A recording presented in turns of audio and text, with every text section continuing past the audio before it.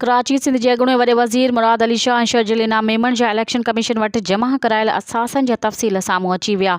हलंदड़ साल मुराद अली शाह वटि 24 करोड़ 75,88,470 रुपयनि जा असासा आहिनि। गुज़िरियल भेरे वटि 35 करोड़ 16,21,987 रुपयनि जा असासा हुआ। ज़ाहिर कयल असासनि में मुराद अली शाह वटि 51 एकड़ अबाणी ज़मीन, DHA कराची में 15 लख रुपयनि जो घर, 1 करोड़ 42 लख रुपयनि जूं 2 गाॾियूं बि मौजूदु आहिनि। संदसि वालदा पारां ज़ाल खे ॾिनल 100 तोला सोन बि असासनि में शामिल आहिनि। सिंध बैंक में 4 करोड़ 54 लख 46,637 रुपया बि ज़ाहिर कया विया।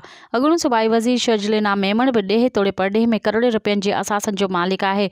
जमा करायल असासनि मूजिबि शर्जिल मेमन UAE में अक़ामा सां गॾु मार्केटिंग मैनेजर बि रहियो। शर्जिल मेमण वटि 10 करोड़नि रुपयनि जो DHA कराची में बंगलो आहे। थरपाकर में 16,80,000 रुपयनि जी एग्रीकल्चर प्रॉपर्टी बि मौजूदु आहे।